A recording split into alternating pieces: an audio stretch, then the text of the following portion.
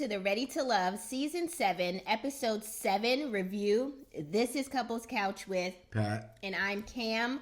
Let's get into this week's episode. But before we get into today's episode, let's get into some housekeeping real quick. Be sure to hit the like and the subscribe button to support our channel. It costs nothing. It is free. Hit like and subscribe to support us. The more you hit like, the more we will expand our reach across YouTube. But if you would like to send us money, you can hit me on my Venmo. Also, be sure to follow us on Instagram. This is where we post all of our updates all the time, daily on Instagram. The @ to our Instagram is running right here across your screen. Be sure to follow us. Shop our merch. We have new shirts. We have a variety of colors, socks, hats, beanies, headscarves. Check our site out. The link to our site is in the comment section and under this video in the description box. Me and Kamara in here looking like a Sprite bottle. Lemon lime. All right, let's get into this week's episode. If you are new to our channel, welcome. If you are not new, you know what I'm going to say. This will be a high-level overview. We do not get into the nitty-gritty details of everything that happened in the episode unless we see fit. Let's get into it. The name of this episode is Queens Don't Chase. Y'all on a dating show. Chasing each other. Okay. Show opens up with Jeffrey, Sue, and Blake still arguing at the group dinner. Sue saying, "Don't call my name." Marcia says, "I really don't like this arguing." Morgan says, "I do." She can't understand for why the life of her, Sue Ann believes anything that Blake says. Tommy says, "All right, y'all good? Y'all got that off y'all chest? Let's move on." Tommy says, "All right, y'all go ahead and eat some dinner, get some dessert, because after you're done with that, one man and one woman goes home. This y'all last supper." Get out. Get full and get ready to go. I'm gonna eat then. And that was pretty much it for that scene. Let's move into the next few scenes. The singles mingle. Andre makes his way around and reconnects with everyone and says he knows he has to work extra hard to keep the connections, alive. Jeffrey and Andre have their little sit down, and Andre says that Jeffrey is one of his top connections and wishes everyone could really just see her for who she is. We do. Jeffrey says, "Well, they didn't see who Jesus was." Now, Jeffrey, what you will not bring is, my Lord and Savior, Christ, into this. Your messiness. You will not do that. Andre makes his way over then to Mercedes. I can't believe this. And says it really hurts him, to Mercedes, that she didn't try to pick up the phone and call and see about him. Because I don't care. Mercedes says it was kind of like out of sight, out of mind. How many ways do you want me to tell you I don't care? Yeah. You were my top connection. She said it's out of sight, out of mind. You wasn't in the game no more. And it wasn't a top priority for her. Yeah. Andre said he heard what he heard and he don't want nothing more to do with her. And he got up and he was like, "Okay, I'm out then." That's how you should have been right after you brought it up. First time. Left it alone, Andre. Y'all why just you getting so to hurt? know each you other. Big mad? He was big mad about that she didn't show any interest. And I think because he said she was one of his top connections at the time before he got COVID, and the fact that she didn't reach out bothered him. So she painted you a picture. You just chose not to view it. Next scene, Tony and Morgan sit down for a talk. Morgan tells Tony he be doing the entire most with these women, that he's out here smiling too hard and kikiing with them and licking his lips. They had a shot. He was over there like this. Like they was about to say go in a race to go get the girls. Tony tells Morgan he's all into her. He was like, "Don't you see this connection we got here with each other?" And then they decide to have a small smooch in the corner.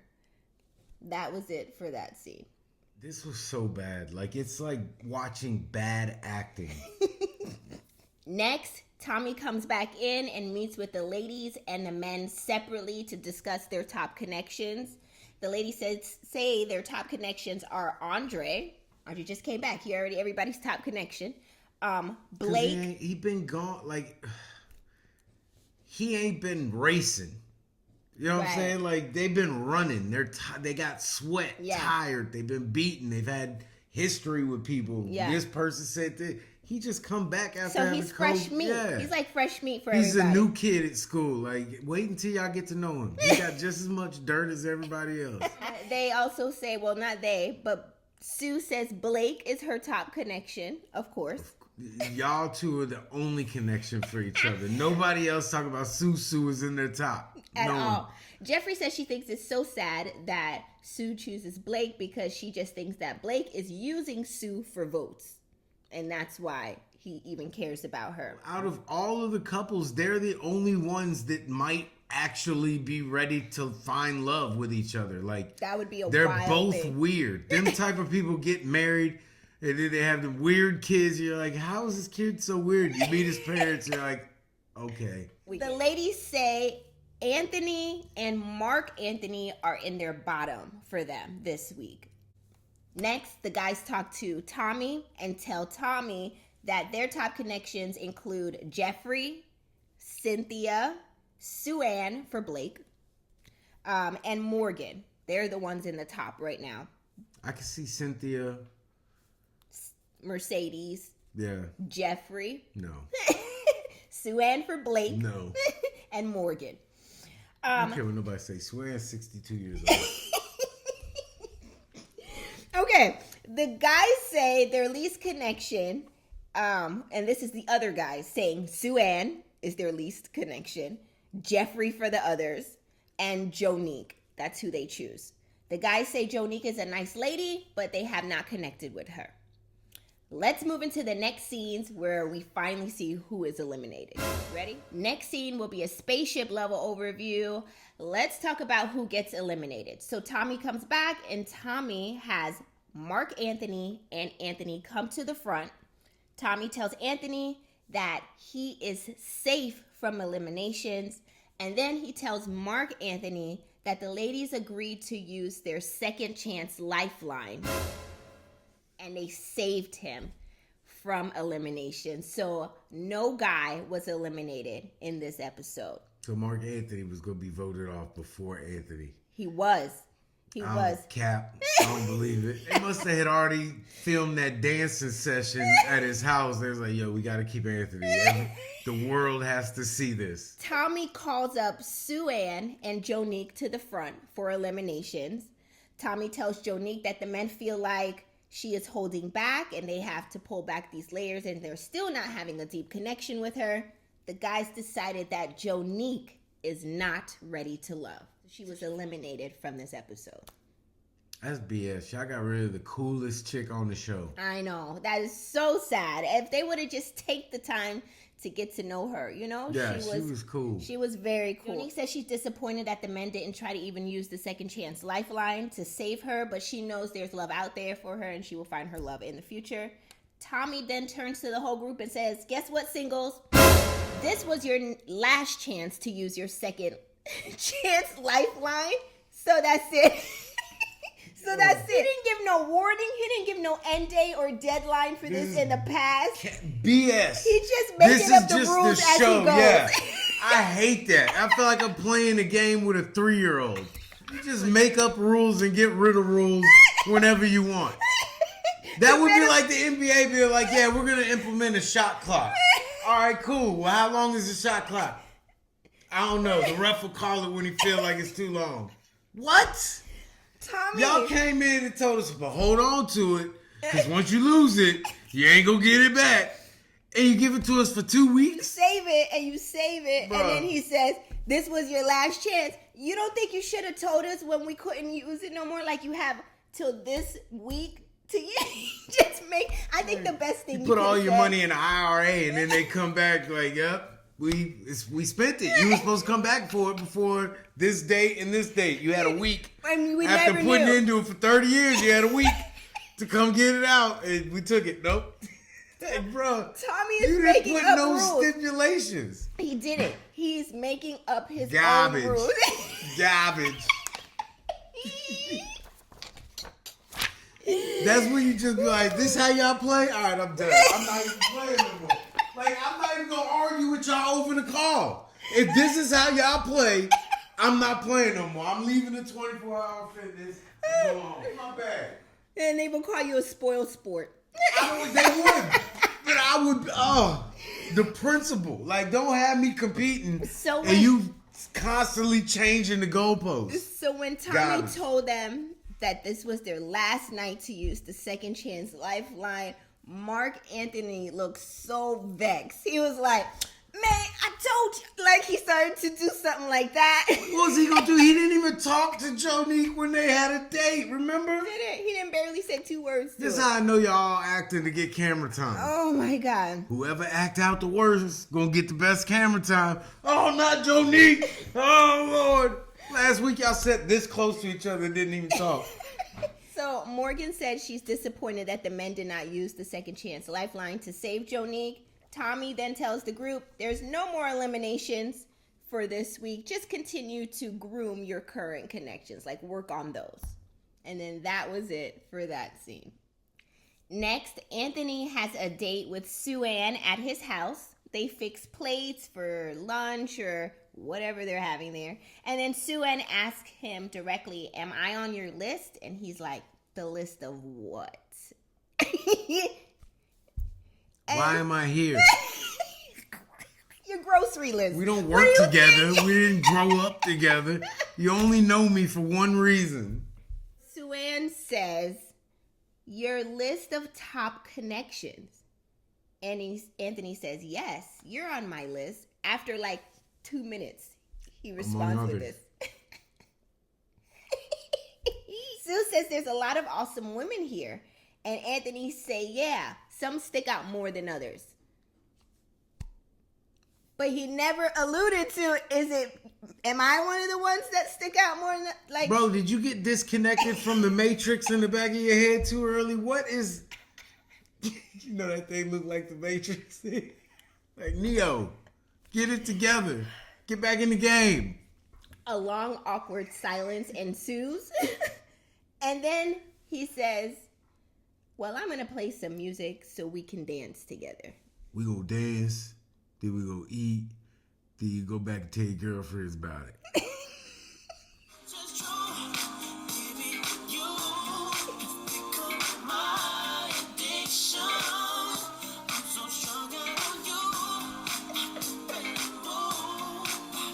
Go tell your friends about that. Next, Mark Anthony meets up with Jeffrey for a one-on-one date. Jeffrey says she owes it to him that if she's considering him for long-term, that she has to tell him that she has Crohn's disease. Ooh, what the hell is that? Mark Anthony was like, what? Wow. Cut to producers. He's like, I really didn't even know what Crohn's disease is. To be honest, I didn't know what Crohn's disease was. But until somebody told me it wasn't contagious, she wasn't touching me without some surgical gloves on. But then they came back and told me it's not contagious, so I could be there for her. So why say wow if you don't know what she's talking about? What else are you going to say? What is that? What did it make you do? Can I get it? Is it going to kill you? Like, you don't ask those right away. So He didn't know what it was. Jeffrey does explain that it's the inflammation of her intestines. And it causes her, pain and stuff like that from time to time. He does. David Garrard, who played for the Jacksonville Jaguars, is a quarterback. He used to have it.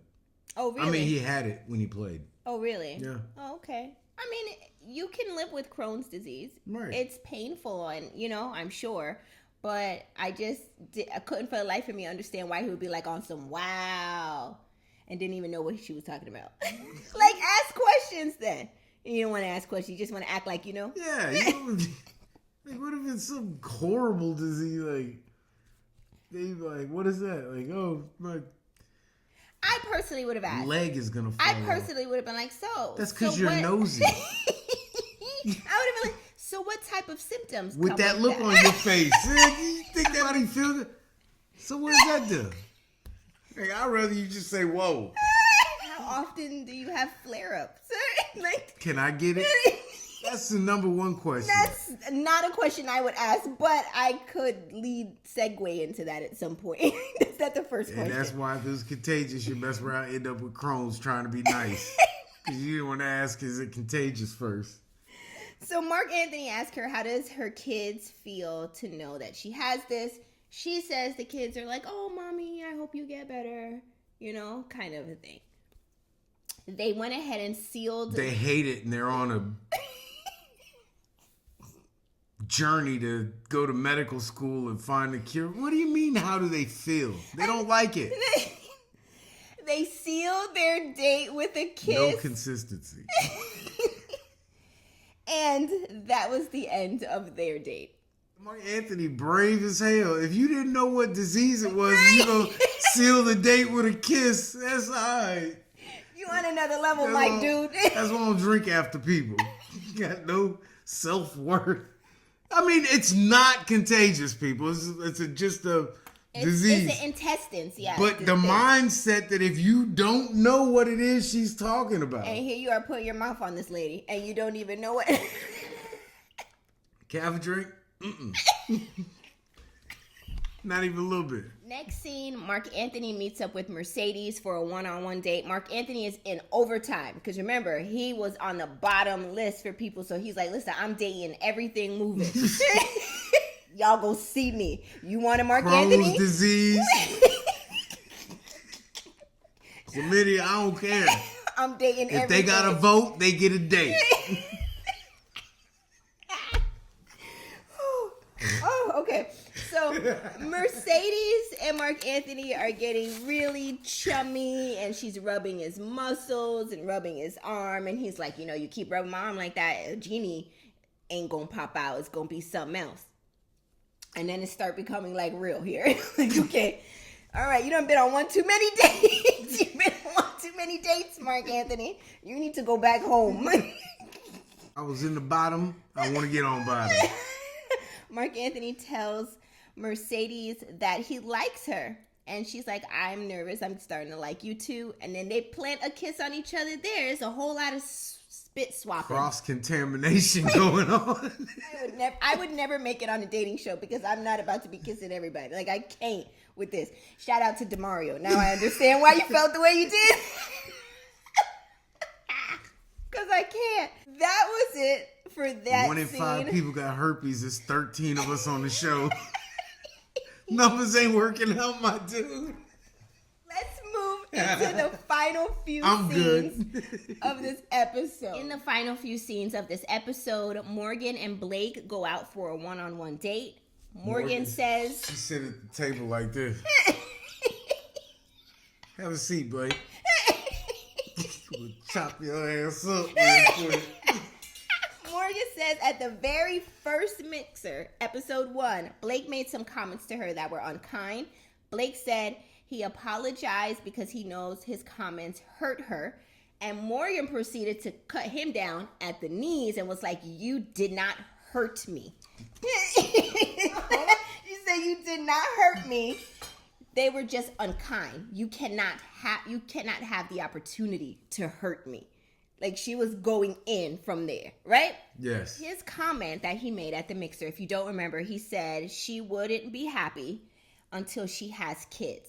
And then his other comment was 80% of the things that you want, you will not get as a parent because if you have kids, you have to take care of them. I see no lies in his comment. There's a lot of things that I want, and it looks a real 80%-ish. Yeah. Sorry, I hate to agree with Blake, but he ain't wrong for that. He's not. You probably don't want to hear it because you want to, have the baby and you want, It'll probably be less than that. She might get more than 80% of what she wants because she's 43? Established, so it's not going to be the same as if a younger person. A 20-something-year-old. Okay. She can hire a nanny to help out. You know what? I can't. All her nieces and nephews is at least 20s. You know what? Morgan asked Blake, who hurt you? Because you have a negative outlook on fatherhood and you need some professional help. I don't have a negative outlook on fatherhood. I it have real. 3 kids. How you gonna tell me I have a negative outlook on fatherhood and I have kids? You're 43 with no kids. Morgan proceeds to bring up the situation between Jeffrey and Blake. Blake said he didn't want to bring this up, but it keeps growing like a cancer. Morgan says she feels like he is the cancer and he isn't benign, he's malignant. Sat there and took it like a champ, right? You saying these big words, so I'm going to take them as disrespect. She says, I don't think you have good intentions. You're not honest. You don't deserve to be here. And it's disgusting to me. Blake but says... yet, Tony is your top. Blake says... Tony's your top. You think this dude is full of it and lies? But Tony's your top? Blake says... Tony's shoulders. Blake says... We don't even have to do this. Your opinion doesn't matter to me, and I wish you the best of luck. He didn't do the back and forth arguing with her. He kept it cute, and he was like, listen, we ain't got to do this. But she chopped him down at the knees. Now, my question for y'all in the chat is... She seemed hurt. She said she wasn't hurt, but she seemed hurt. Did Morgan have to go that far? Do you agree with Morgan's approach on chopping Blake down at the knees? Morgan seemed like that ex. Nah, because I'm going to go cut. I don't care, girl. I don't care that he talking to somebody else. But what he ain't going to do is be at the club he know I'm going to go to and talk to the bitch there. I'm going to cut his tires because I don't care about him no more. I don't care. He can't hurt me no more. He can't hurt me no more. You hurt. Hey. People that say they not hurt, they hurt. He real hurt. The people that not hurt, they don't even like. They don't think twice about it. It don't bother them. They're not hurt. We would have forgot about you from the first mixer. We would have not even thought twice about it. You're a woman scorn. So my question is, do you agree with Morgan on what she said and how she approached Blake? Let me know in the comment section. I just want to know. I want to hear from y'all. You guys, that was the end of episode 7. Did it give everything it was supposed to have? Drop your comments in the comment section below. We would love to hear from you. Also, please be sure to hit the like and the subscribe button to support our channel. Shop our merch. You went through this Get for like 45 us. seconds at the beginning. I'm done. Bye. And I will see you guys in next week's episode. If you haven't already, be sure to tune in into Jonique's exclusive interview. It's here on our channel. Thank you guys. Bye, everyone.